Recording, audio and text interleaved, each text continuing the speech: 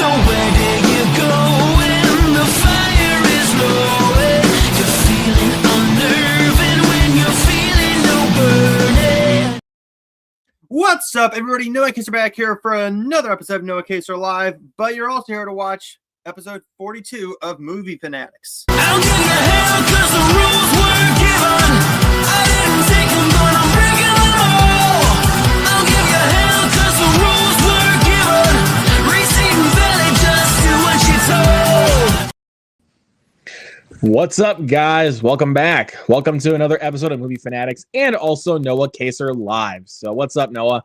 What's up, man? It's the second greatest day of the entire year for the movie world. It is Oscar nomination day. That is right. So we are going to do this episode as a Oscar nominations reaction stream. So yeah, guys. So if you guys want to join us and chat about the Oscar nominations and also what do you think were snubs or like what do you think should have gotten nominated? Let us know in the comments below. But also earlier, I want to shout out my buddy Collector Movie Man, aka Dave. What's up, man?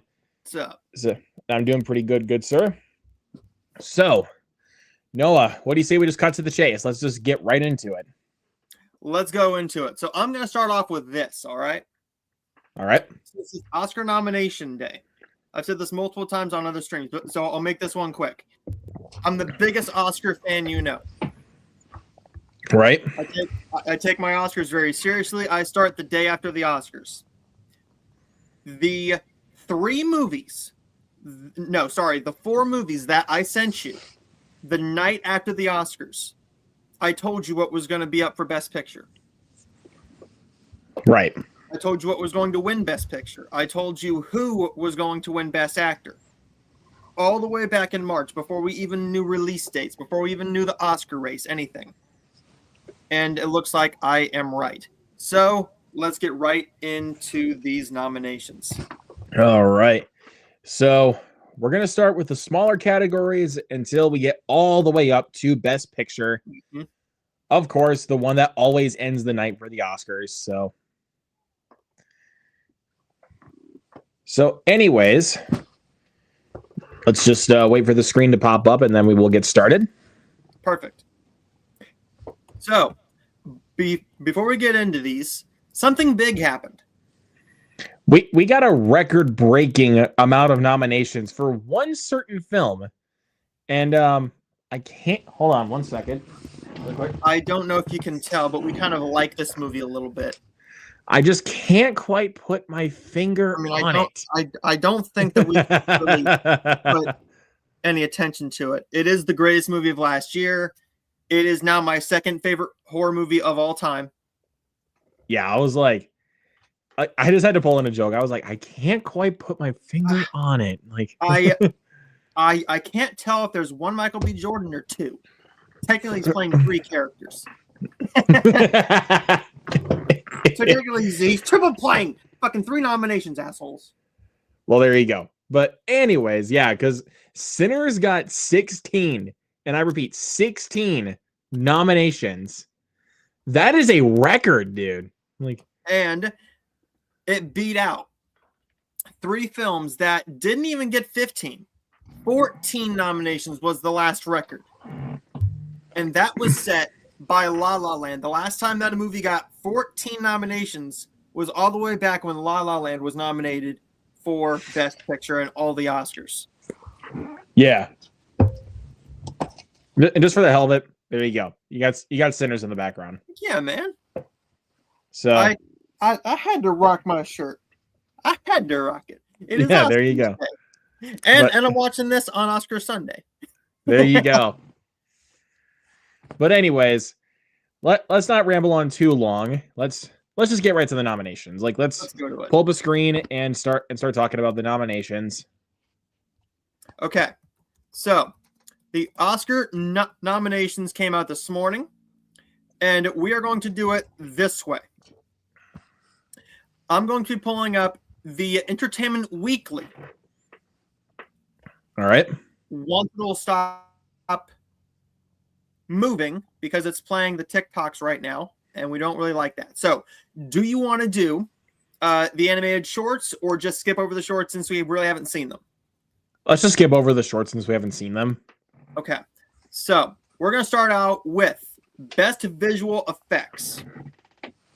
All right. Best Visual Effects. The nominees are, whenever you're ready, man. All right, let's take a look. The nominees are Avatar, Fire and Ash, F1, Jurassic World Rebirth, The Lost Bus, and Sinners. Now, is this really any surprise why Avatar, Fire and Ash is on here? I will agree that the visuals were the best part of Jurassic World Rebirth. I hate that movie, but the visuals were great.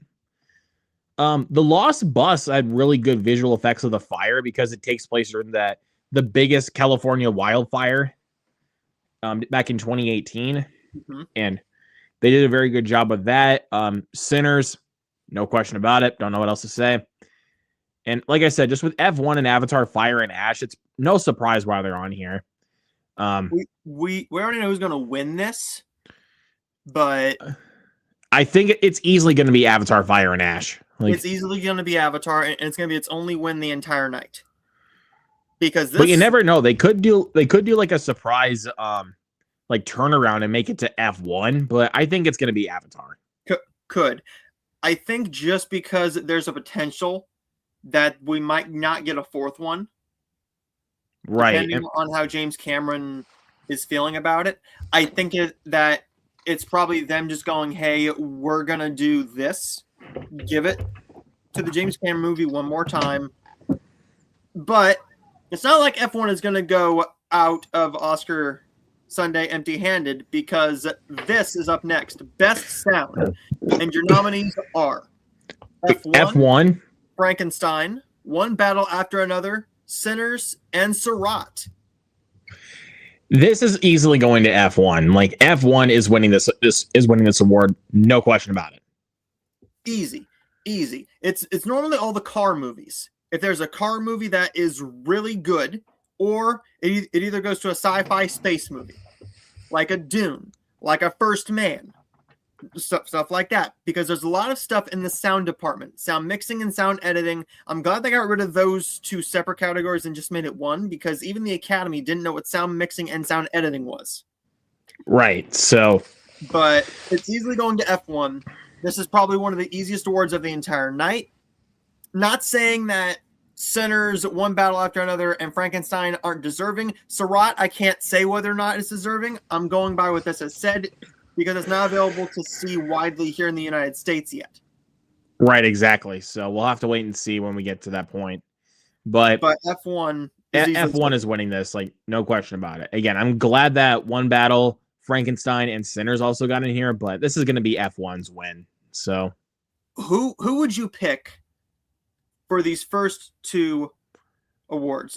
If you were voting, who do you think you would vote for to win? For visual effects, it's pretty easy. It would be Avatar, Fire and Ash. Like, because the visual effects, I mean, it's pretty much just James Cameron's bread and butter. Like, yeah, really. Like he knows how to craft astonishing visual effects and just make it look just amazing in a theater screen. And with Best Sound, it's going to be F1. And also that's my vote because you're literally just put into the car going 200 miles an hour, like just down that racetrack. And when a movie can do that, and also make it super realistic, you got my vote. So yeah.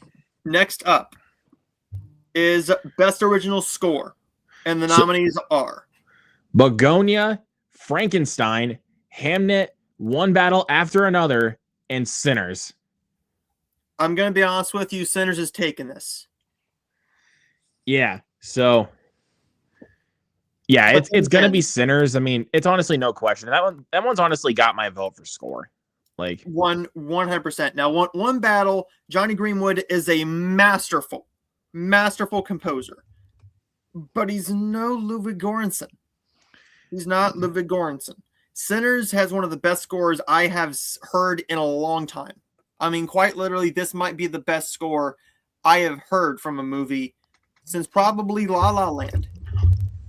Yeah. It's just an incredible score. I don't know what else to say, man.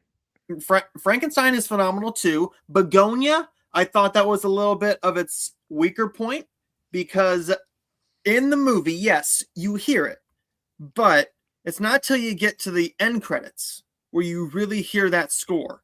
And it's so impactful after what you just watched, then that's when the score really hits you the most. Right. Yes. So, but I loved the score to Begonia because honestly, it just keeps you in suspense, and plus, Yep. it's just really tension filled, like music that they're playing here. I mean, and plus the soundtrack just in general for the film is just phenomenal. Like anytime like you have Green Day on the soundtrack, you already get my stamp of approval.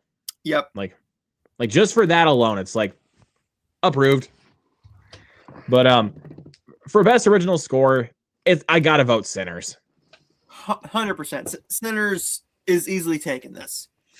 Oh, by the way, up- but I want to really just say this really quick to Hunter in the chat. Just pop off your thoughts about these Oscars in the chat. yeah, of course. So, I mean, we'll probably have you join sometime next time, maybe for a Oscar watch party. But for right now, we're just gonna go over the nominations. Mhm. So, but anyways, let's continue. Next up is a category I'm going to give a little bit of a hot take to. All right, let's just get to it. Next, the nominations for Best Original Song: Dear Me from Diane Warren, Relentless; Golden from K-Pop Demon Hunters; I Lied to You from Sinners; Sweet Dreams of Joy from Viva Verde; and Train Dreams from Train Dreams. We know who this is going to. All right. But I think they're just giving it to K-Pop Demon Hunters. I don't think it's the best song on this list. I really don't think so. That would go to I Lied to You from Sinners. I Lied to You from Sinners and Train Dreams. They're two of the best. Here's one thing I hate about the Academy Awards, okay? Diane Warren could write a song about a toilet overflowing. It would get nominated for an Oscar because it's Diane Warren. It doesn't matter. I get sick and tired of this because, yes, she's going to have more nominations than most actors do, most producers, directors do because of her name. But she's not winning. She's barely won. I Lied to You is the best song, I think, of the year. Golden is the most popular song of the year. So I really don't think it's going to be a surprise that Golden is going to take this Oscar home. So put it into two different categories. Like one that we think is going to win it, but the one we want to take home. Yeah. So the one that's going to win it is Golden for K-Pop Demon Hunters. Like because of how popular it's gotten over the months, even especially with the film's theatrical release. Yep. And it's in the Billboard Hot 100. Exactly. It's there's in the Billboard Hot 100. Exactly. So it honestly has it's pretty much a given that it's going to win. Like no question about it. But I also did want to point out another comment from Hunter. Yes, Wicked for Good got 0 nominations. And I will tell you why. Okay. Because what they usually do is this. When there's a sequel, they usually don't, and when it's shot back to back, they don't give it a costume or an actress or a song because it's technically the same sets. They've already honored those with that type of a nomination, but also Wicked for Good was less well received than the first one, and the fans kind of fell apart on it. I will say, once you get to a certain category, I think that there was nomination that should have been in there. I thought that should have been a lock, but unfortunately with the Oscars, I've said this many times, when a movie starts to fall off, the whole thing falls off. The whole thing falls off. And that's just due to the industry.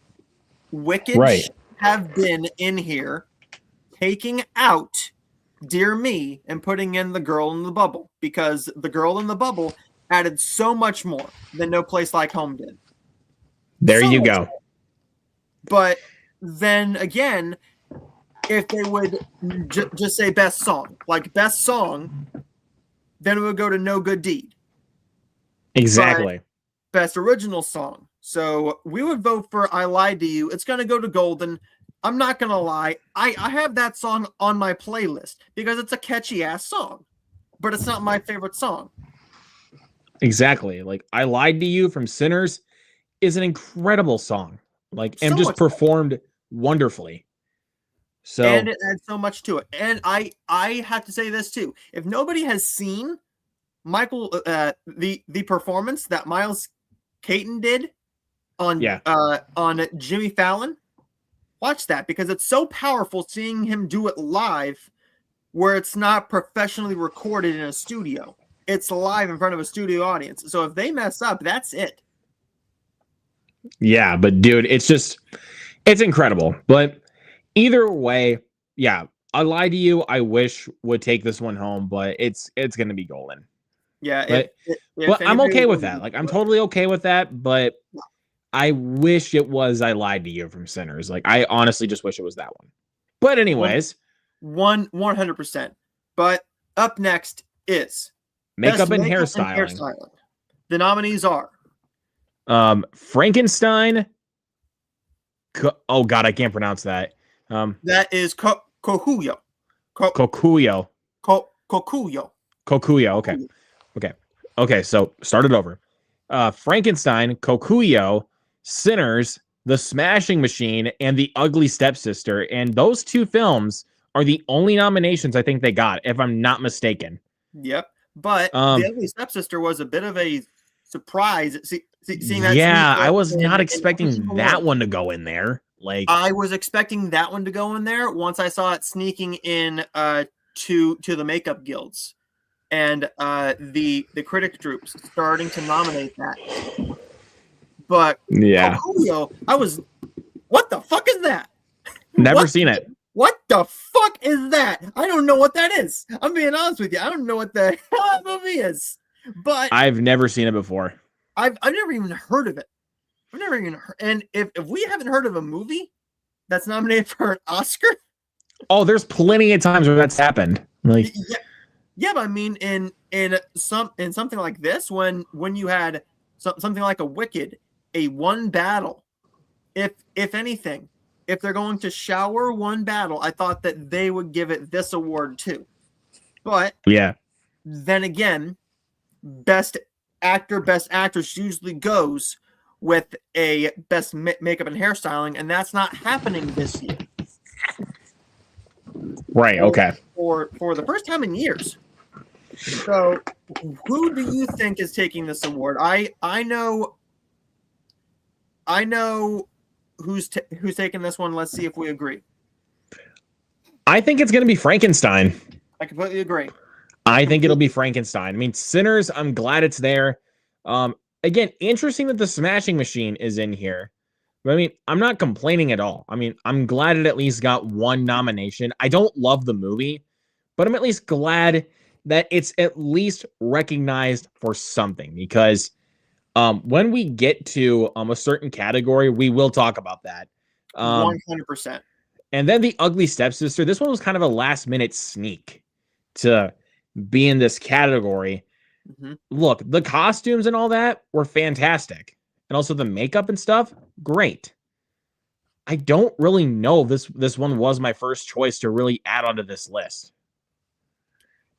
Might have just been the makeup guilds that we're looking at. Probably is. But Frankenstein's taking this. The Smashing Machine, not too surprised. Sinners, not too surprised. I mean, Sinners did have remarkable makeup. I mean, all the practical effects that they had to do. I mean, yeah, especially like for the look of the vampires, like on a shoestring-ish budget, because this was not a high budget movie. This was not $200 million. That was like $80 million movie, wasn't it? Yeah, I believe it was 60 to 80ish. Yeah, and it earned money back. So it made money big time. I'm looking forward to this. So there's that. Frankenstein is winning this one. Yeah, I think it's going to be Frankenstein, but then again, you never know. They could pull a whole bait and switch and make us think that a different one is probably going to win. But I won't complain. I'll be fine with any one of those taking it home, but it's going to be Frankenstein, which again is the one I would like to see take that one home. Next up is Best Costume Design. And the nominees are Avatar Fire and Ash, Frankenstein, Hamnet, Marty Supreme, and Sinners. This is going to Frankenstein. Yeah, this one's going to go to Frankenstein. It's kind of interesting that Avatar Fire and Ash also made it on this list. That was shocking to me too, because most of that, the Avatar movies, yeah, it's mostly about the visual effects. That's mostly what everybody goes for, to see how beautiful it looks. Costume design was a little shocking. I'm actually very surprised that a one battle got in. Yeah, I honestly did would have not added one battle after another. Now, Marty Supreme is a bit surprising too. Then again, we haven't seen the movie yet.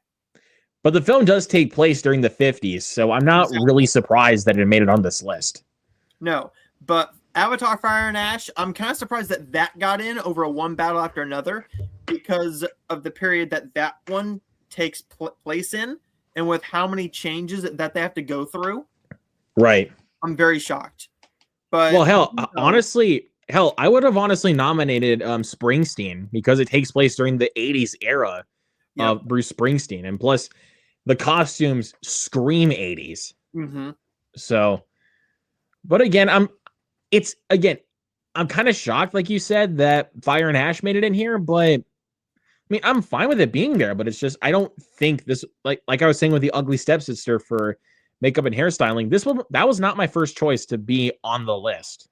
No, I think that I think I know this next category as well. Yep, here we go. Speaking of Frankenstein, Best Production Design, and the nominees are Frankenstein, Hamnet, Marty Supreme, One Battle After Another, and Sinners. I think this one's going to go to Sinners. I think this is going to Frankenstein, man. I think this is going to Frankenstein. I mean, Frankenstein probably, but for what I would like to win, I think I honestly got to say Sinners. If I'm voting, I'm going with Sinners.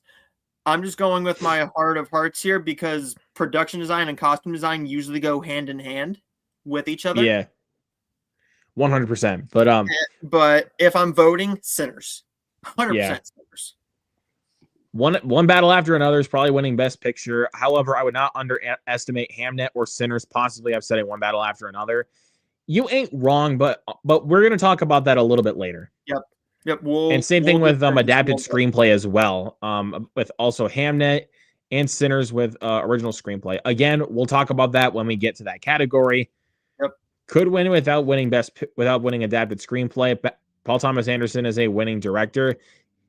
He's going to win Best Director, honestly. I'm just going to call it right now. Paul Thomas Anderson is winning Best Director. But again, we will talk about that when we get there. Yep. But thank you for the comments, though, Hunter. I really appreciate that. Well, once we get there.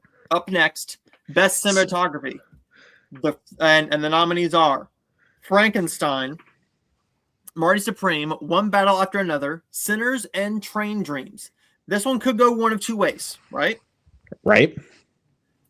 They could go the route of doing the Critics' Choice Awards and give it to a Train Dreams.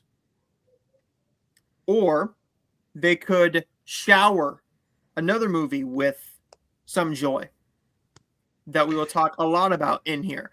If I'm voting, I think the best cinematography of the entire year was Frankenstein.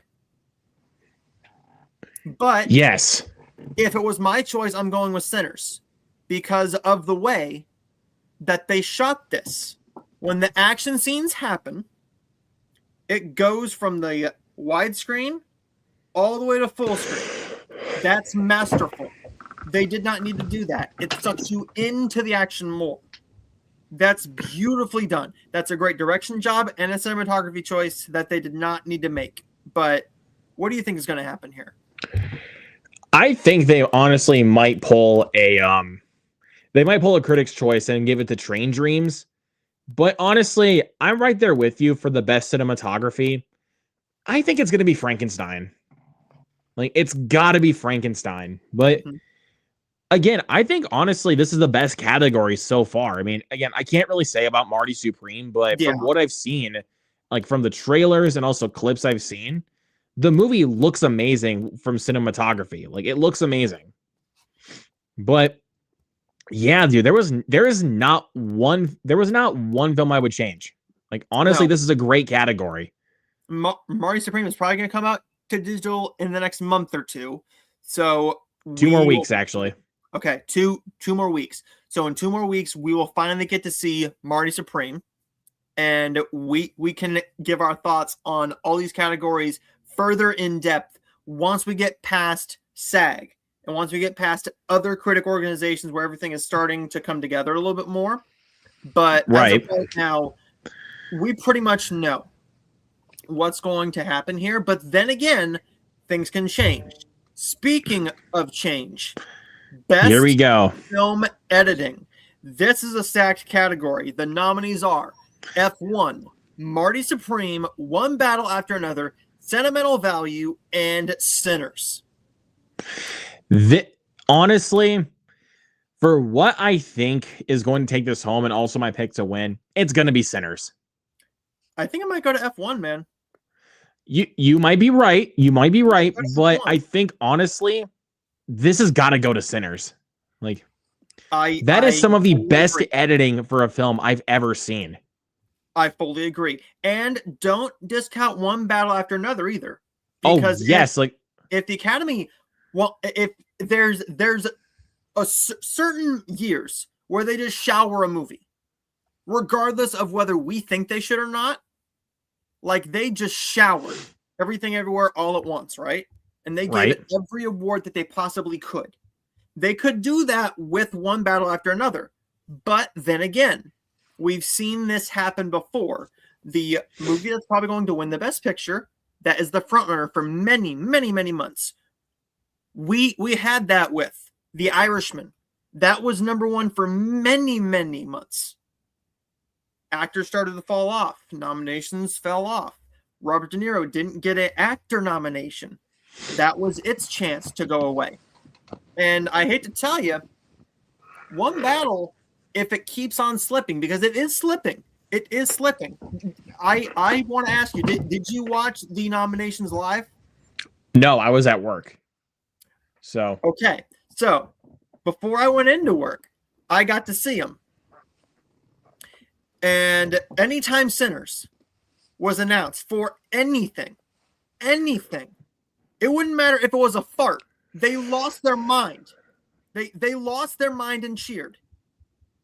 In that auditorium, they cheered. One Battle was announced for Best Picture, right? And it was just like a roll clap. Cool. Sinners came up. Oh my God, yeah! And I'm like, what the shit's going on here? So I don't know if there's a shift happening. There could be a shift happening. But for film editing, it could go to Sinners or F1. But I just gotta say, if they want to shower One Battle, I would not be surprised. Not in the least bit, because that editing, specifically when you get to the second half, after she gets kidnapped, then that's where you're like, okay, then the editing really starts to pick up, especially that quick pace, just funny but raw, intense moments of dialogue. But also in particular, so go back to also cinematography. The movie was shot with VistaVision cameras. Yeah. And it looks incredible. Like, especially one certain sequence in the third act when it's a chase sequence and like cars keep disappearing from hills. Like you keep going up and down the hills. And I'm like, dude, this is like not just perfect editing, but also perfect cinematography. And a scene like that should not be that entertaining. But it keeps you on the edge of your seat. Like, it may sound boring when I describe it, but like when you watch the movie, you're just like, what's going to happen next? Like, I can't wait to see what we got. I got done with all the nominations and I was on my break at work. And I called my mom and I said, you're not going to believe this, but Sinners got 16 nominations. One Battle got the second most amount of votes, and she asked me what it was about. I told her. So I think tomorrow I'm probably going to show her One Battle After Another because I think she wants to see it now. Well, there you go. But this is an award that could either go to 3. I don't think that this is locked down yet. This is not a lockdown guarantee, but it could go to F1. could go to Sinners, could go to One Battle. I don't think that Marty or Samuel Value have a chance here. It's great that they're on here, but it's a 3-horse race for this one. And this is one of the few categories where I cannot tell you which way I'm swinging yet. I can't tell you either. But honestly, for film editing, you're definitely right. Like, now that you're saying it, Yeah. that F1, One Battle After Another, and Sinners are like the locks. But now that I again talked about it more, I think honestly maybe One Battle After Another might take it. I don't know, Mhm. but we will see, especially for some of the preceding categories, which, speaking of which, let's go ahead and move on to the next one. Speaking of which, best Casting. casting. The nominees are Hamnet, Marty Supreme, One Battle After Another, The Secret Agent, and Sinners. This, I don't know, man. I think this one is honestly going to go to One Battle After Another. maybe. I think this one will go to One Battle After Another. Like, Sinners, Marty Supreme have a great cast. Mm-hmm. But again, like, honestly, there were more known names in One Battle After Another. Not to say that Sinners didn't, or not even Marty Supreme or Hamnet. Exactly. Or The Secret Agent. In Sinners, you had a Michael B. Jordan with Haley Steinfeld and Delroy Lindo as the 3 main big star names in there. But One Battle After Another, you had legends. Leonardo DiCaprio, Benicio del Toro, Sean Penn, Regina Hall, and Regina Hall. So, but then again, we can't really discount Hamnet either, because I mean, Jesse Buckley and Paul Mescal. Exactly. Or Marty Supreme. You have Timothy Chalamet. You got Gwyneth Paltrow. You got Tyler the Creator. Yeah. You got Fran Drescher. You got Odessa Azion and Kevin O'Leary from Shark Tank in this freaking movie. Man, I can't wait to see that movie. I can't wait to see that movie. Can February 3rd just get here now? I want to watch it now. As soon as I get home from work, whoever is home from work first, we're probably gonna be waiting for the other one to get done watching it. Get off the damn site! Yeah, that's gonna be us. Move, damn it! But this is gonna be one where we are not gonna be upset if anybody wins. We will jump joy for whoever wins any category here. Of course. I mean, this is one where it's stacked.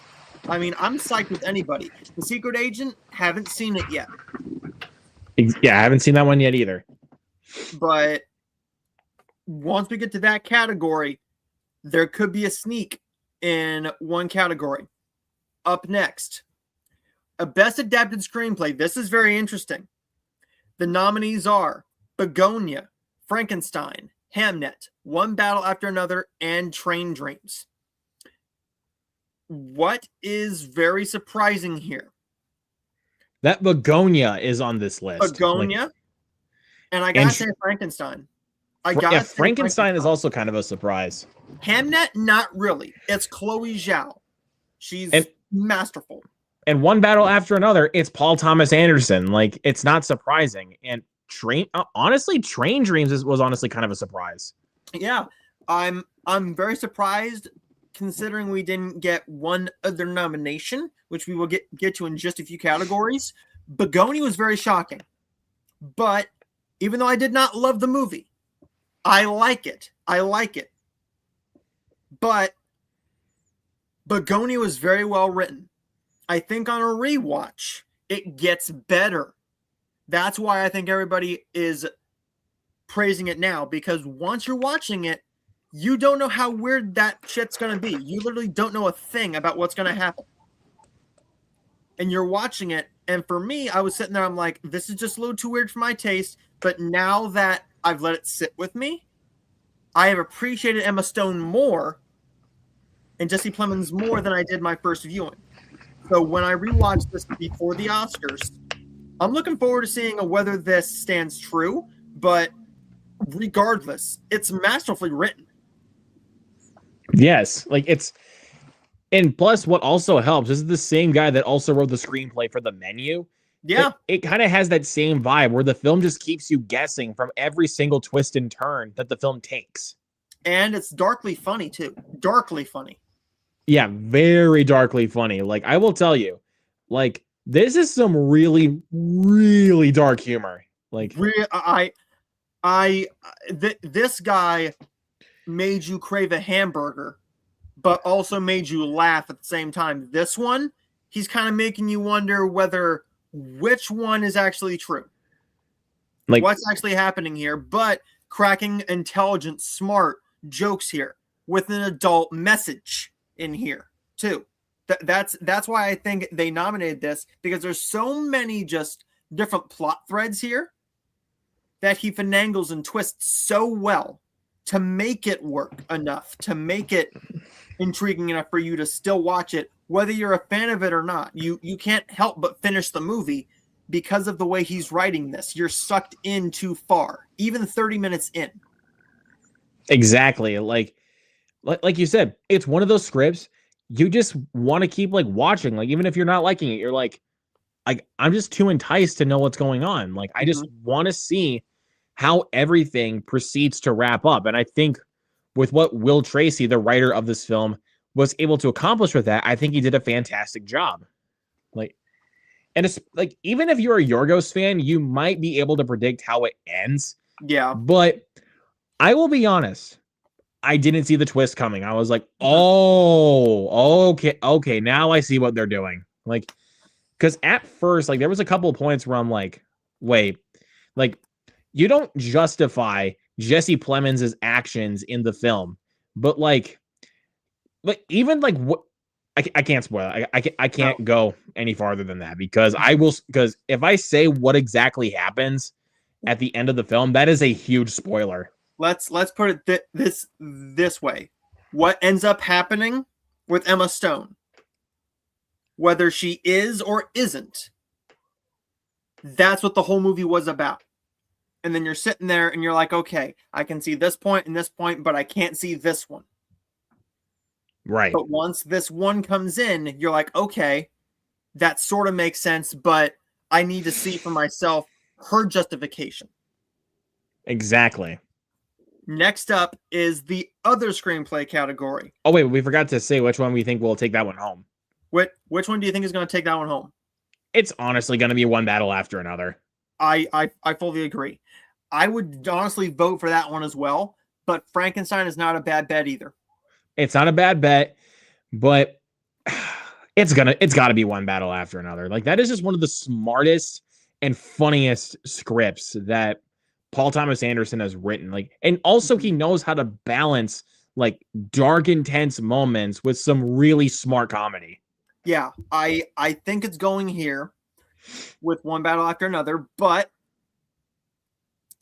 since it's probably winning the Best Picture does usually take a screenplay prize.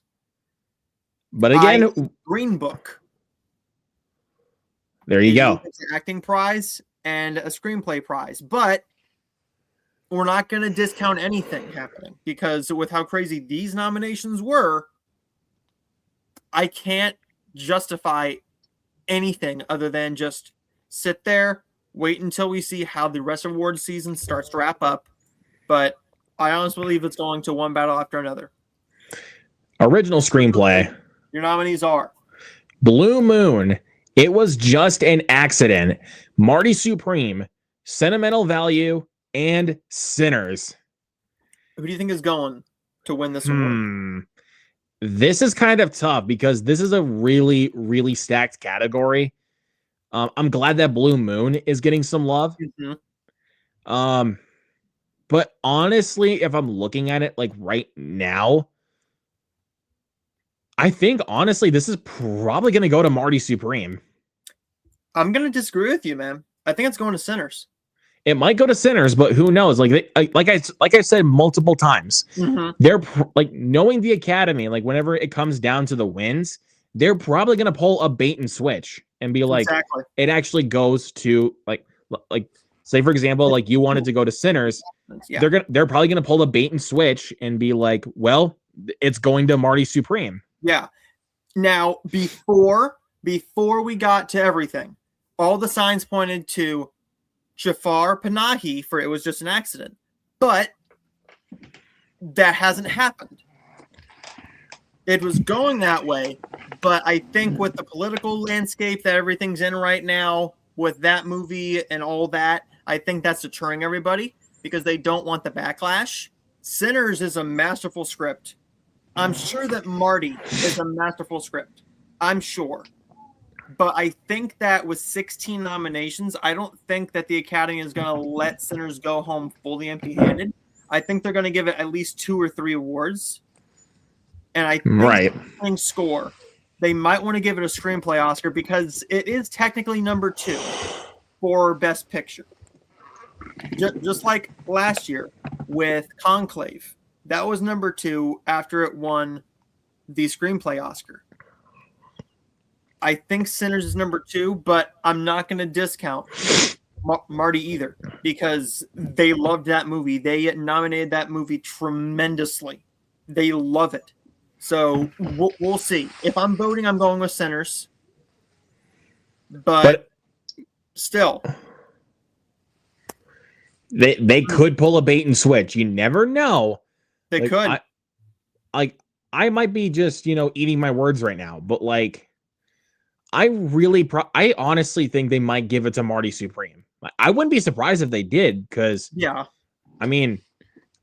think the last one of the Safdie brothers did together was Uncut Gems. That barely got any awards love. So I think this was the time for Marty Supreme to shine. Mm-hmm. And plus, from what I've heard about it, the script just keeps you wanting to watch the film and actually learn more about Marty's character, even though he's a really unlikable guy. And that's due to phenomenal writing. Exactly. And from what I've heard, he feels like a fully fleshed out character. And when you can do that in a script, then it's probably more than likely to win a screenplay award. Mm-hmm. But again, you ain't wrong. Sinners might take it, but I think I'm going to put my vote on Marty Supreme. Okay. I'm going to put my vote on Sinners, but we will see what happens. Next up is Best Documentary Feature. I think we're just going to skip this one. Yeah, because I have not seen any of these. I barely watch documentaries as it is. I barely watch any of those.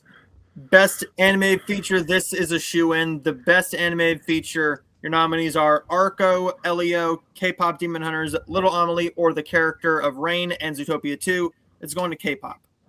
It's going to be K-Pop Demon Hunters, but if I was part of the Academy and I was voting, my pick is easily Zootopia 2.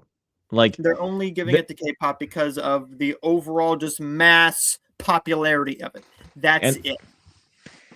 But for a full on, the best animated film last year, without question, was Zootopia 2. Honestly, that was easily the best animated film I saw last year. Elio, what is that doing here? I get they're trying to give love to Pixar. I totally get that. But why is this one in here?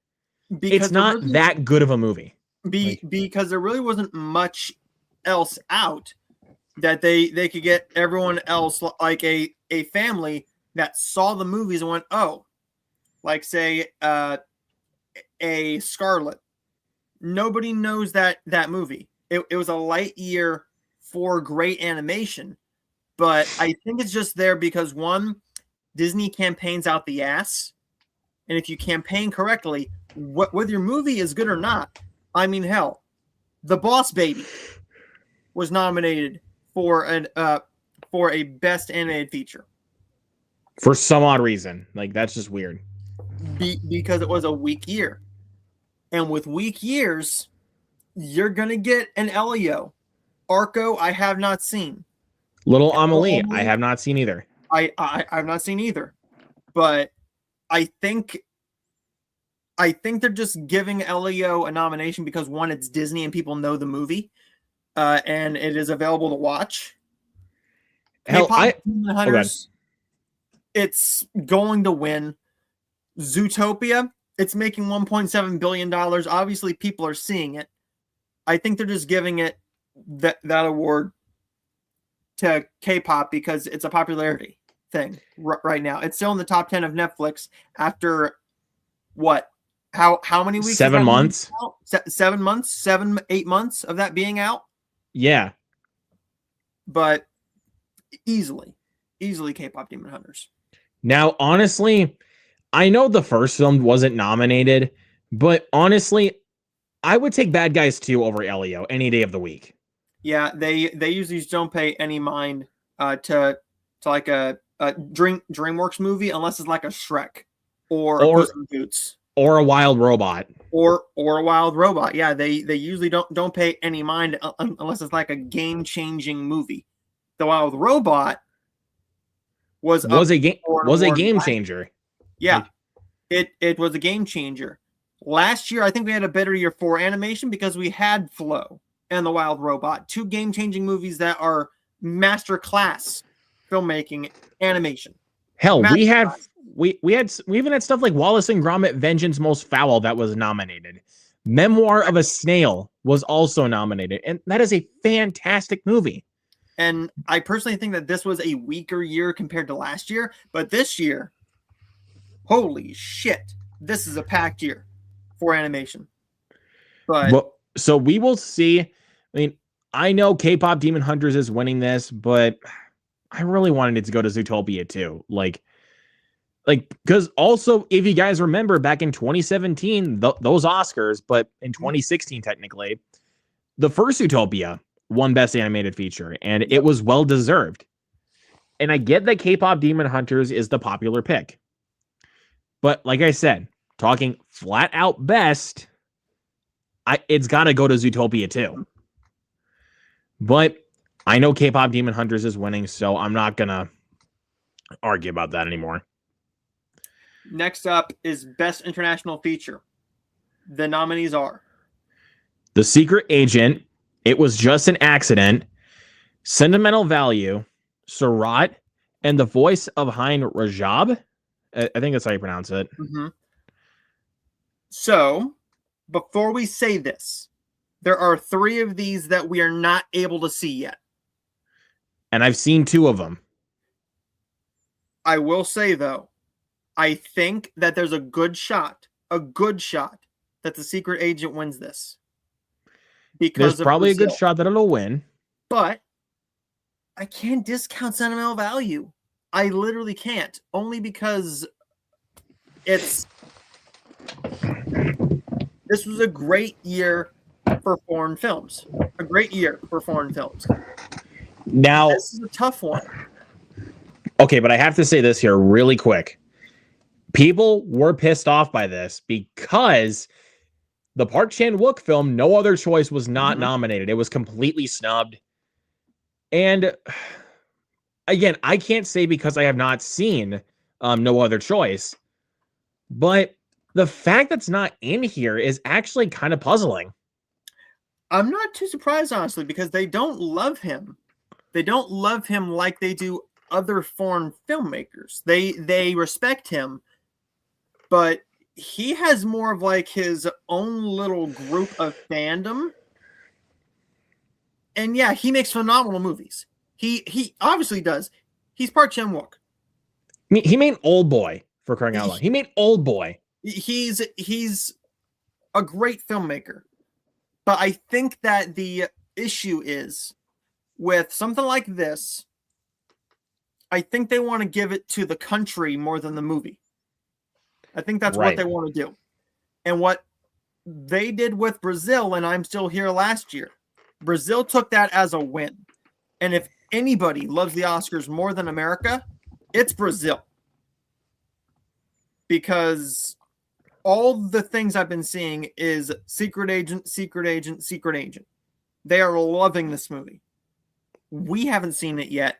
We can't say anything about who we think is going to win yet.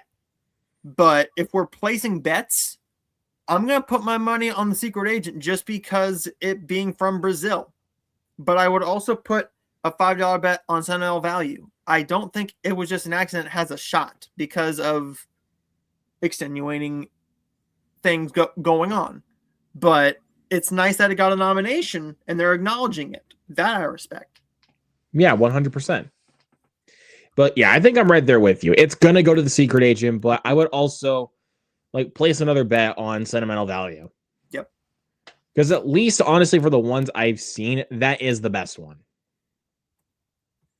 But Up anyways, next- let's move on to the next one. Supporting actress. This Best is a supporting very actress. stacked category.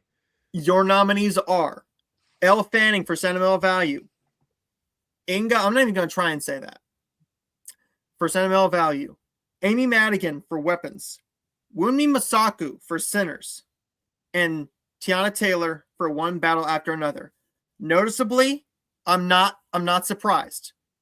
But I personally think that Wicked for Good should have gotten a nomination here for Ariana Grande because she was better in this film than she was in the first.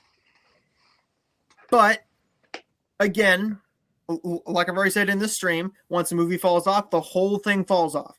It doesn't matter if unless you're like, say, a Glenn Close in The Wife, where that's your only nomination for a small film. For big movies like Wicked, that's what happens. I think this is going to go to Tiana Taylor for One Battle After Another because they're going to shower it. If I'm voting, I'd probably go with Amy Madigan. I love Masaku. But with the way it's going, Tiana Taylor's probably going to win this. We'll see what happens with SAG. If Tiana Taylor wins SAG, then she's winning the Oscar. If Amy Madigan wins SAG, she's probably winning this Oscar. It's a 2-horse race. And this is the only nomination for Weapons. Mhm. So, and plus, it's a well-deserved nomination because Amy Madigan literally stole the entire film as Aunt Gladys. And, but yeah, I'm not going to be surprised if Tiana Taylor takes this one home because honestly, she is my pick to win. Mhm. But even though, here's the thing. She doesn't have as much screen time in One Battle After Another as like Elle Fanning does in Sentimental Value. Yeah, or Amy or Inga or anybody. Yeah. Anybody. She's in it for the first 20 minutes? 25 minutes ish? About at least the first 30 minutes. Yeah. And then she's just gone. We're not going to say why, but it's once you guys watch the movie, you'll know the context. But honestly, my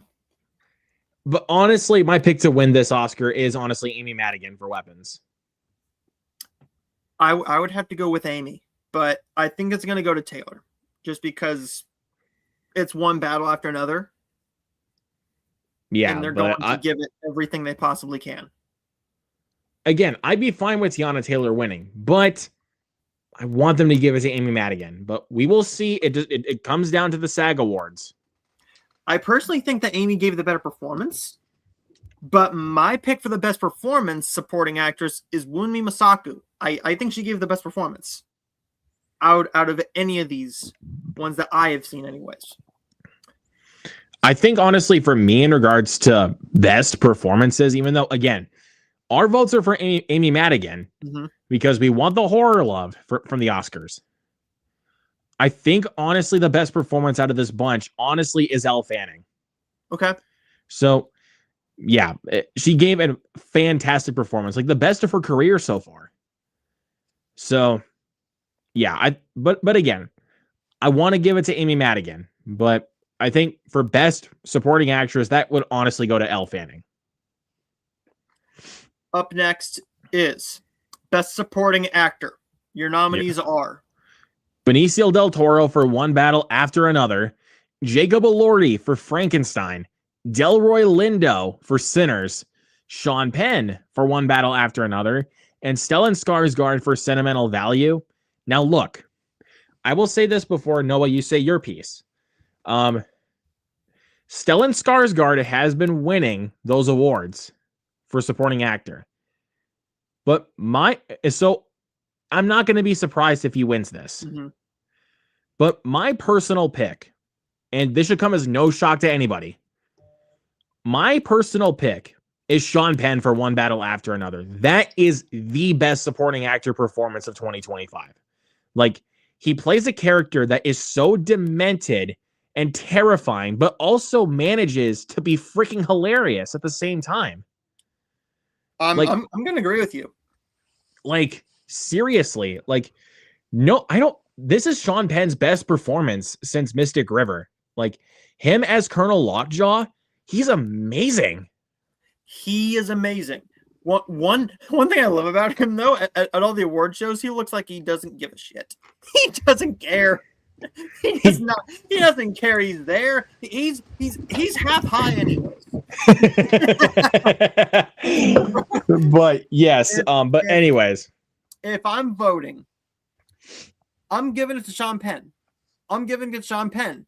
But Stellan Skarsgård is going to win this, and I guarantee you that Toby is going to be screaming, and we will hear him all the way from Norway.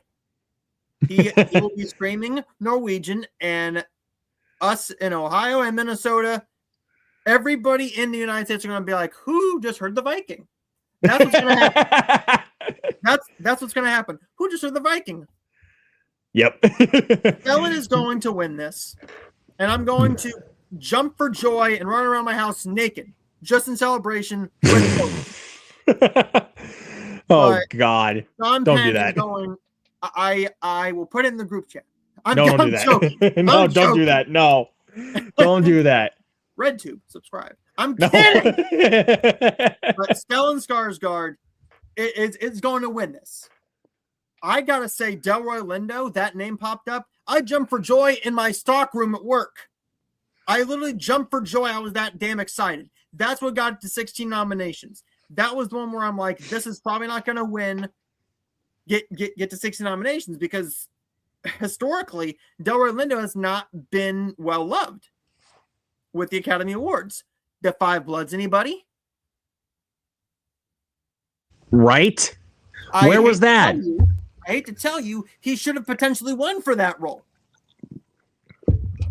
But, anyways, I think we both agree that Stellan is going to win this, but Sean Penn should win this.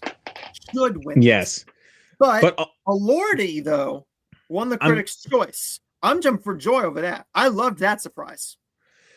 also another one I'm glad to see popping up in here is Benicio del Toro. Mhm. Like, even though he doesn't have as much screen time as Sean Penn in the film, No. he has a very important part to play in this film. Like, he's the one that is trying to help Leo DiCaprio's character try to find his daughter getting to the rendezvous point. And he is great. Like, he provides Fantastic. so much good comedy. And Like, especially that scene, like when also he's getting hard. arrested. Like but that but is also- like that just has me on the floor laughing. And so much heart too, because he's doing it out of the goodness of his heart too, because he loves Leo. He loves Leo's character here. But he does it so wrong though. he says the most outlandish things that I don't think anybody being arrested would say any of these things. But it's great. I love it. That's why it was so funny. It's fucking great. But I think that we can all agree that that's going to win. What's What up, dude? But anyways, let's get to Best Actress. Best Actress. Your nominees Okay. are Jessie Buckley for Hamnet, Rose Byrne for If I Had Legs, I'd Kick You, Kate Hudson for Song Sung Blue. I'm going to lose my shit over that one in just a minute. I think I'll Renee honestly Grimes for Sunwell Value and Emma Stone for Begonia. I think I'm honestly just gonna have you save your breath here because I think honestly I can take this one here. Go for I it. haven't seen Song Sung Blue, Me either. but I'm calling it a snub here. Why was Chase Infinity not nominated for this category? Is it because she's too young? Is it because you don't want to overshadow Atiana Taylor? I don't know, but I hate to tell you, when I see Song Sung Blue next week, because my theater is getting it, finally, even though it's on digital, my theater's getting it. But Kate Hudson's going to be good. She's going to be really good. But here's the thing. Again, I want you to save your breath. I don't want you to get like an exploding rant here. Oh, no. I don't think that she like her performance would be Oscar worthy, like Chase Infinity and One Battle After Another. Like, I really don't think that. I mean, I'm sure Kate Hudson is phenomenal in the film. I haven't seen it yet.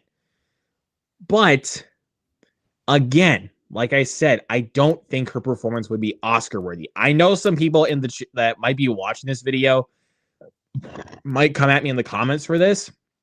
But again, from going off of what I have seen, like, I wish that Chase Infinity got nominated. But if I had to go with my heart here, and which one that I think is probably going to win this, it's probably going to be Jessie Buckley for Hamnet. 100%. It's going to be Jessie Buckley. But again, you never know. They're probably going to pull another bait and switch because Rose Byrne won the Golden Globe for musical or comedy for Best Actress for If I Had Legs, I'd Kick You. So you never know. They could pull a full bait and switch and give it to Rose Byrne. I'm going to piggyback off of that as well. Because in the very beginning of this race, everybody thought it was going to be Renee, right? Right. They thought it was going to be her.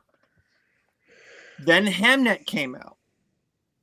Hamnet was screened at festivals. Then we're like, oh no, this is Jessie Buckley's award. This is her award to lose. As soon as the first screening happened, it was stated that if she does not win this award, something is wrong. Something's wrong. I'm not going to go on a flowing rant. I'm going to say this. Kate Hudson was on the very, very outside looking in. She was number 6 or 7. Either they were not pushing Chase far enough or good enough that Song Song Blue got in. Maybe Universal was pushing that movie just a little bit harder. And Universal does not have a ton here. They don't have a ton here at the Academy Awards this year. Unlike a Warner Brothers, who has a Sinners, who has the top 2. I think this is going to go to Jessie Buckley. I'm locking that in. I'm putting my $50 bet right there on it. It is Jessie Buckley. It's hers to win. She's going to be one of the best actors on the planet very, very soon. This will not be her only Oscar. Mark my words. This will not be her only Oscar. She's going to be another one like an Emma Stone, who's going to be coming year after year after year. And that's for a good reason. Yeah, and also I got to say, I'm glad that Emma Stone got nominated, though. Like, I'm glad she was nominated for Begonia because that was one of her best performances. Like, I personally do think I'm going to sink the ship just a little bit. I think her performance in Poor Things was a better performance. Okay. You're not wrong. I'm not going to come at you for that. Completely different performance, completely different movie, completely different style here. Because in Poor Things, she had to be completely vulnerable and bear it all.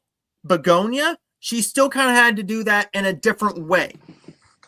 I think that Poor Things was better put together, but it served her as a Oscar actress better.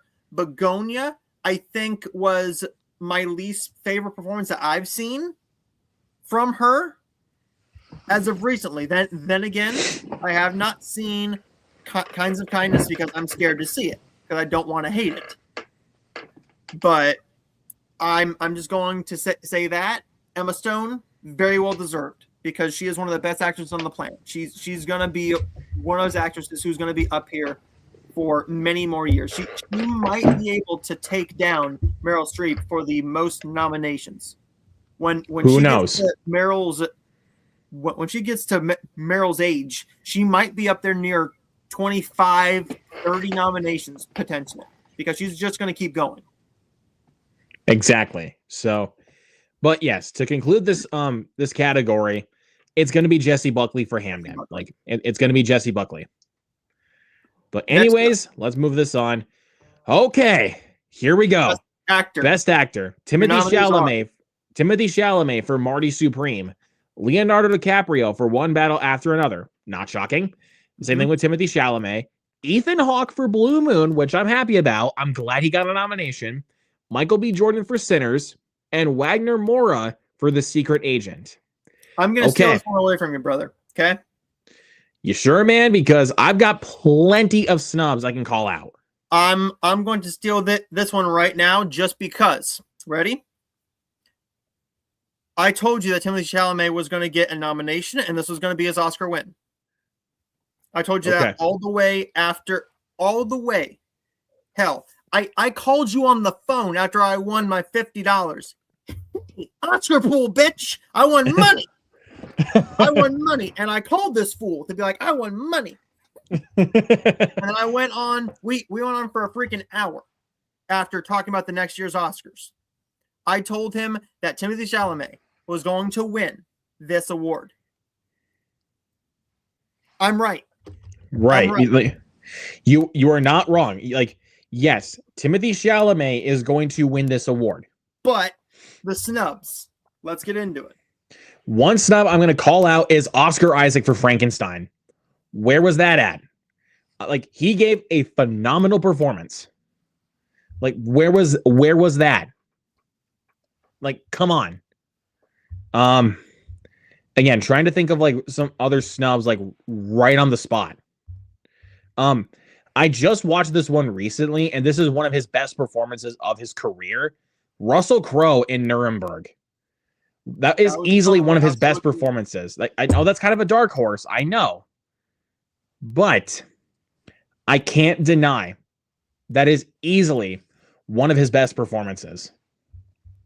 Now, I know the film depicts a very touchy subject, but again, I'm going off of performances. But like I said, the one I could really think of off the top of my head was Oscar Isaac for Frankenstein. Who would you take out for him though? Like which one would you take out that you've seen? This is a tough choice because I've seen One Battle, Blue Moon, and Sinners. Again, this is a great category because, I mean, I'm glad to see that Ethan Hawke finally got a Best Actor nomination because for a while that man has gotten Best Supporting Actor nominations. But this is his first Best Actor nomination. So I really don't know which one to take out because that is honestly one of Ethan Hawke's best performances. That's the thing. I don't really want to call it a snub because with an acting snub, I don't want to call a snub unless I think they could win. With a makeup, with the text category, I will call snubs all day, every day. However, the reason why I didn't call a snub on the Ariana Grande Best Supporting Actress is because I can't see her winning anymore. I couldn't see her winning it. She was good, but she wasn't Tiana Taylor good. She was good, but she wasn't as good as everybody else. Those performances hit more. I think that this is one of the easiest locks of the night. Timothée Chalamet is winning his first Oscar, and nobody's going to be happier. No fan of his is going to be happier for him than me. Nobody's going to be happier because my two favorite actors of all time are the top two for Best Actor. And that doesn't happen. It doesn't happen every year where you get Timothée Chalamet and Leonardo DiCaprio up for Best Actor. And they both have the potential to win. Again, you never know. Like it's probably gonna be Timothée Chalamet for Marty Supreme. But you never know. They probably could do a bait and switch and give it to Leo. But again, I'm not trying to put too much money down for that. No. But you never know what the Academy could possibly do. Because I mean, when we get to Best Picture, I'll talk about that. I'm laying my money down right on Timmy. Just because it's going his way. I've had my money on him the whole year since afterwards. All right, Best Director. The nominees are Chloe Zhao for Hamnet, Josh Safdie for Marty Supreme, Paul Thomas Anderson, One Battle After Another, Joachim Trier for San Manuel Value, and Ryan Coogler for Sinners. This is a lock. Paul Thomas Anderson is winning this. Hands It's down. no question. He's winning this. Should he, though? Could you make a justification for a Sinners? I think I honestly have to give it to Paul Thomas Anderson. Like, look, Ryan Coogler, Sinners is by far his best film. Like, without question. Like, I can't deny that. It is his best movie. But I know that Paul Thomas Anderson is already a winning director. Mm-hmm. But it's been many years. But again, like, I don't think, at least from what I know, not a lot of his films have gotten this much awards recognition than one battle after another. Mm-hmm. I mean, There Will Be Blood got plenty of Oscar nominations, but not like, I don't think it got 13 like One Battle After Another did. No. So I think, honestly, because of how much praise and how many awards he's been winning, this is Paul Thomas Anderson's to win. Like, this is Paul Thomas Anderson's award. We've talked about that movie ad nauseum because it's just that good. It's just that good. He is going to win this award, and I hate to say it, I don't think he's going to get an award like this for the rest of his career, because the man is getting up there. The man's getting up there in age. And a lot of filmmakers are lucky to get one of these. He's got multiple of what a lot of people call the best movies of all time. People are already calling One Battle After Another one of the best movies of all time. Because that just goes to show you, like, how amazing of a filmmaker Paul Thomas Anderson really is. And it's also the story of the movie without really going too far into the goings on of it, right? Of what it's actually saying. It's so true and resonant to what's going on now that people were legitimately scared in the theater, but they were laughing at the same time while still feeling what's going on in America today. That's what the power of this movie is doing. And if you can do that without shoving people away, because this movie could have deterred people away. This could have gone the complete wrong way.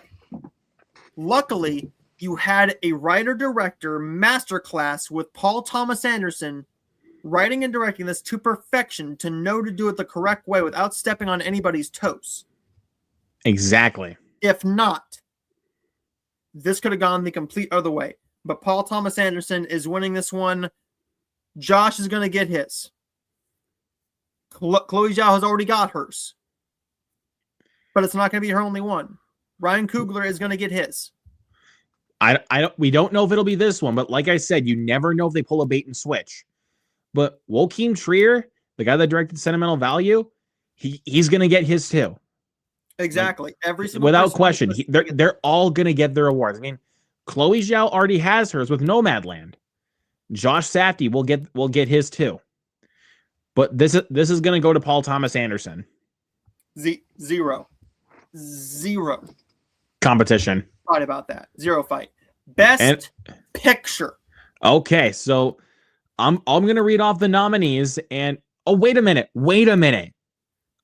I actually just remembered the one snub I forgot to call out. Go for it. Best Actor. Joel Edgerton for Train Dreams. Yeah. I forgot to call that out. And honestly, I love Ethan Hawke, but Joel Edgerton has never been nominated for an Oscar once. So honestly, I would have taken out Ethan Hawke and replaced him with Joel Edgerton. Like, look, Ethan Hawke, I'm glad he got there, but Joel Edgerton has never been nominated for an Oscar, and I think that is a crime. But I want to ask you this. Would you actually take Oscar Isaac or Joel? Joel Edgerton. Okay. Now, if Wagner was if Wagner was pulled out, we have not seen it. If we were picking those nominees, would you put Ethan Hawke in there, or would you put Oscar Isaac in there as your fifth pick? Ethan Hawke. Okay. Good. I would say Ethan Hawke. I mean, Oscar Isaac was phenomenal in Frankenstein. Awards-worthy performance. But Jacob Elordi was the one that I think deserved it the most. And that's why they're putting all and to be fair, they were pushing all the weight on him. All the betting odds were on him, and they were shoving that in. Luckily, he got his Critics' Choice.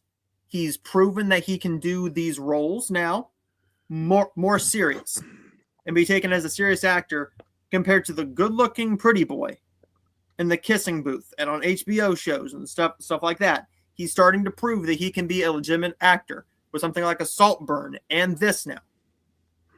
So anyways, yeah, now we got that out of the way. Let's talk about Best Picture. And the nominees are Begonia, F1, Frankenstein, Hamnet, Marty Supreme, One Battle After Another, The Secret Agent, Sentimental Value, Sinners, and Train Dreams. Now, I've seen a lot of people get pissed off that F1 is in here. I'm sorry to say, it deserves to be in this category. I don't care what anyone says. F1 deserves a Best Picture nomination. It's that damn good.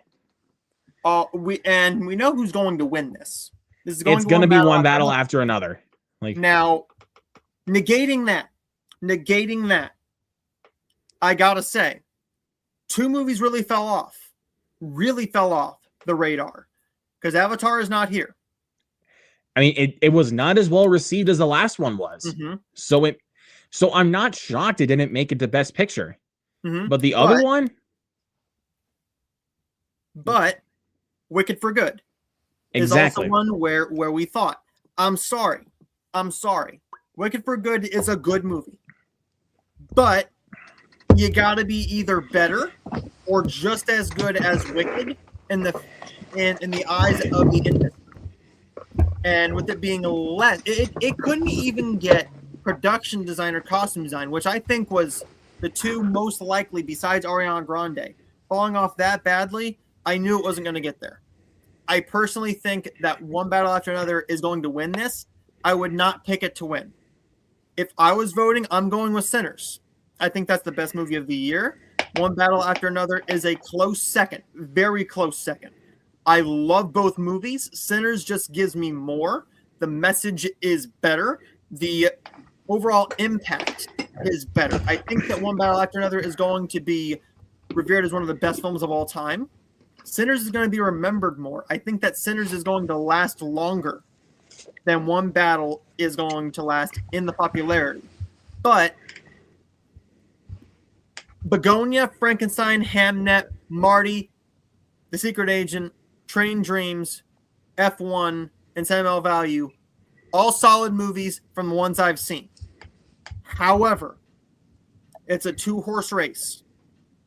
It's going to be what wins the director, screenplay, and that's it.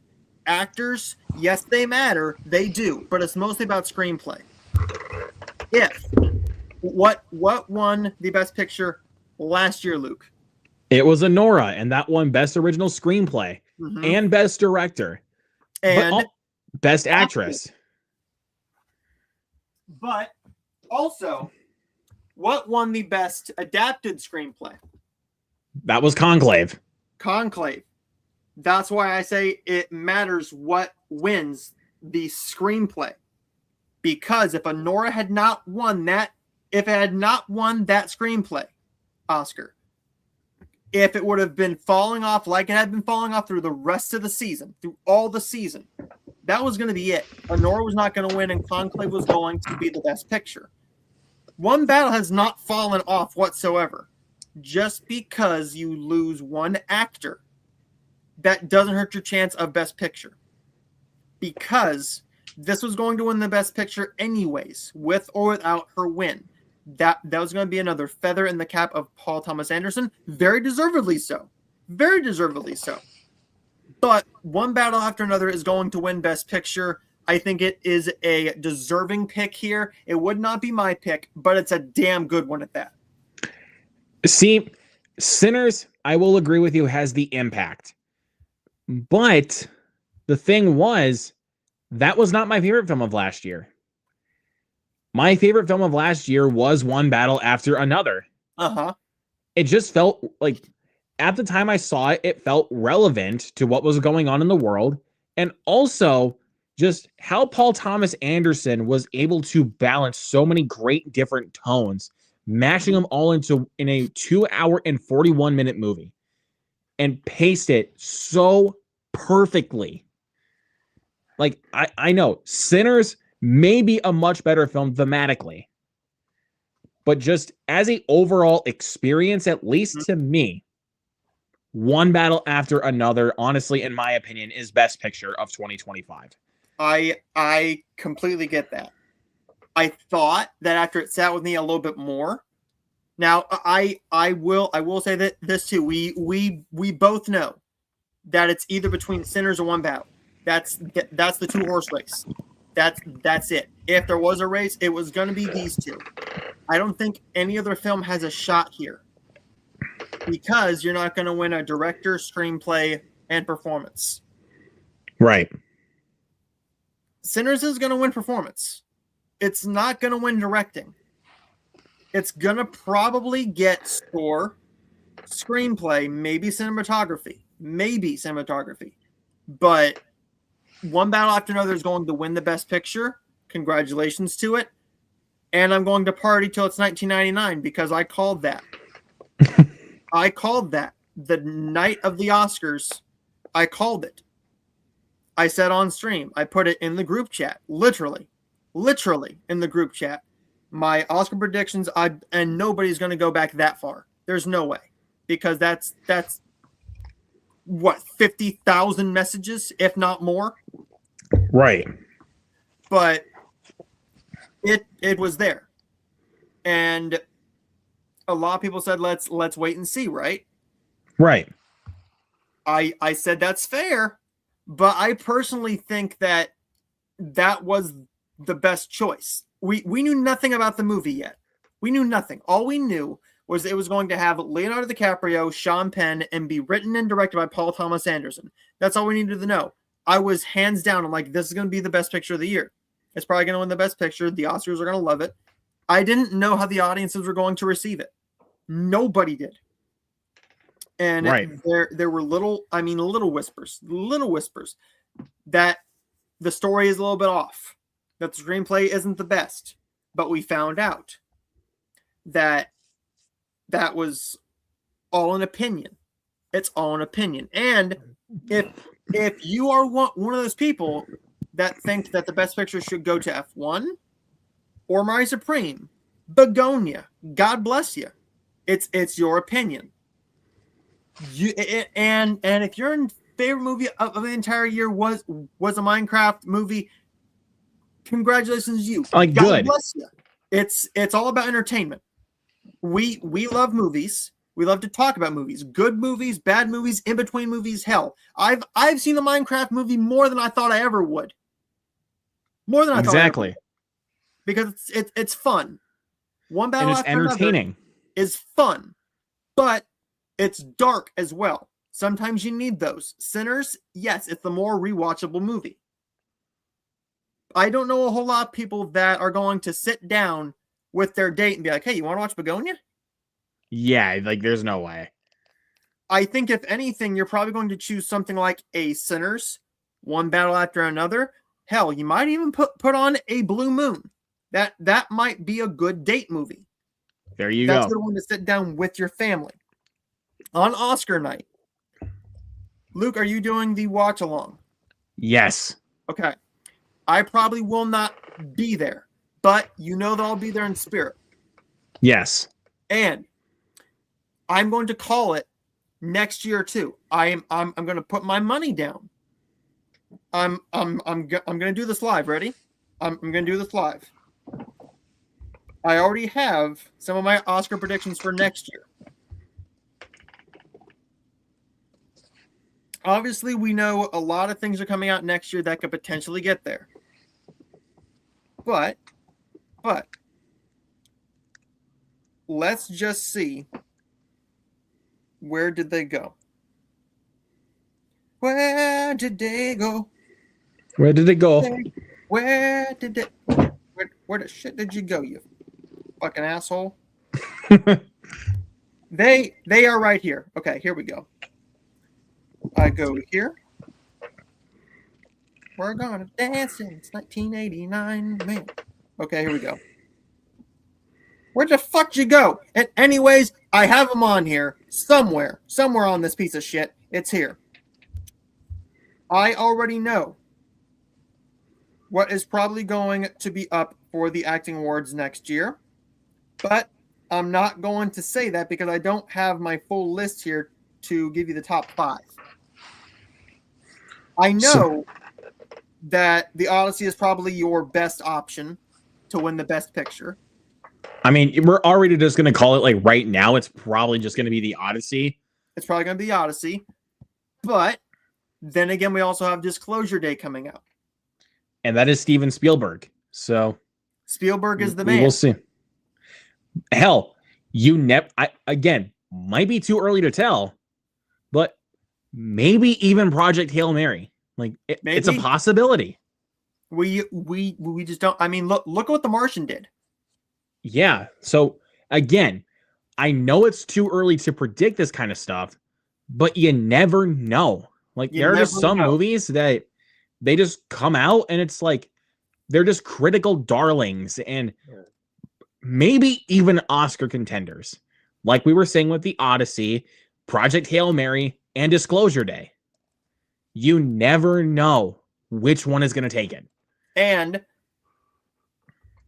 does that mean that we're going to not talk about them? Of course not. After the Oscars are done, I'm probably going to get on the phone with Luke and be like, hey, this is what's going to happen next year. I have a feeling this is what's going to happen next year. After I have my early predictions, they'll go in the group chat again. I'm not saying I'm going to be right again. I'm not saying that at all. Not in the least. But I'm going to toot my own horn this year, just like I did last year with Anora. That I predicted it all the way back before a lot of people did. But I'm going to close out the stream with this. Your opinion matters too.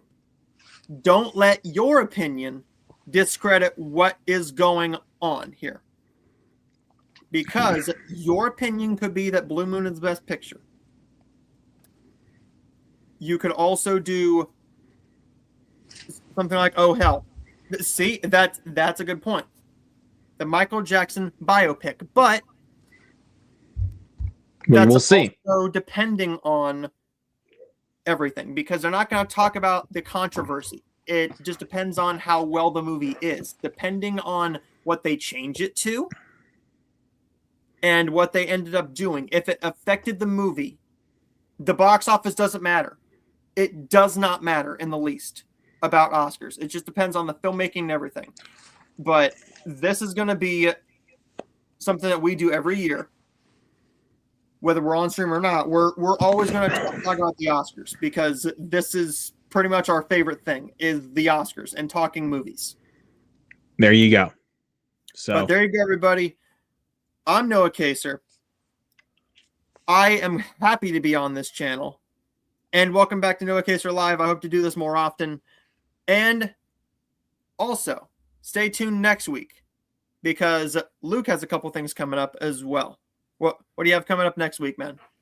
So probably another episode of Movie Fanatics, but we will see, depending if it's another last second thing where I have to cancel it. Mm-hmm. But next week is another Horror Hounds episode, which I'm very, very excited about. But also Saturday, watch along for The Thing, John Carpenter's The Thing. And Sunday is going to be my 5-year celebration stream on YouTube. Because Sunday, January 25th, is the day, like January 25th, 2021 was the day I posted my very first video on YouTube. So I figured why not do a 5-year celebration stream? So there you go. And I am going to plug a couple things that are happening with me if you don't mind, man.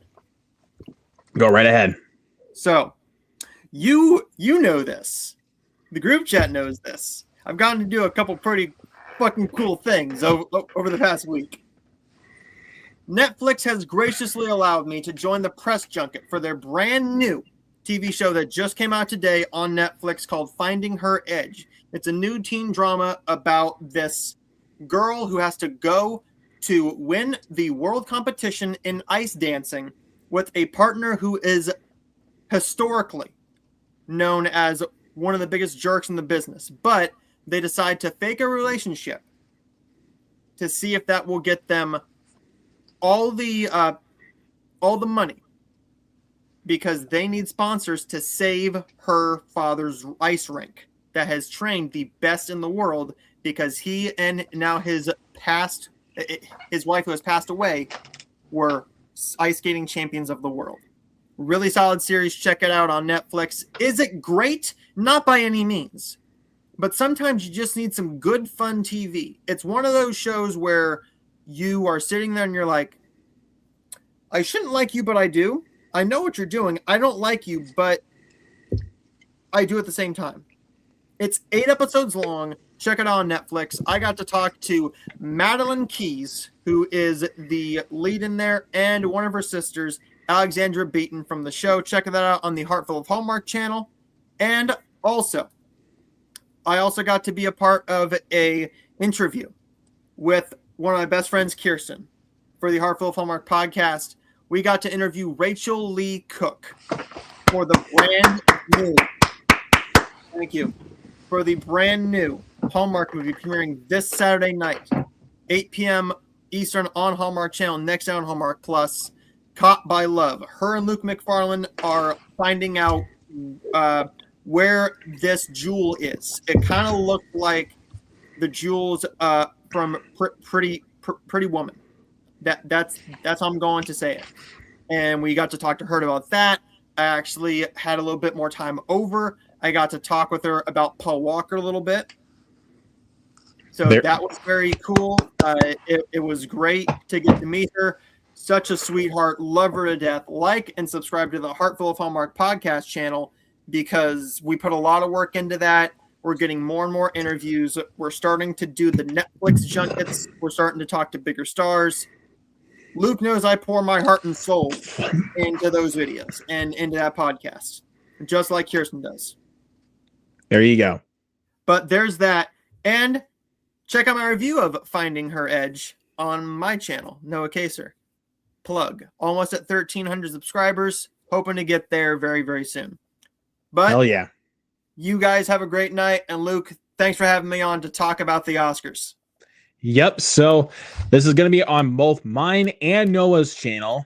So go check it out. If you're subscribed to both of our channels, check it out on either one. Like, take your pick. But either way, guys, thank you so much for watching and chatting about the Oscars with us. Stay tuned for the watch along coming up in March, which I cannot wait for. So, but anyways, guys, y'all are the best. Thank you so much for watching, and we will catch you guys next time. Peace out. Here we go. I'll give you hell 'cause the rules were given.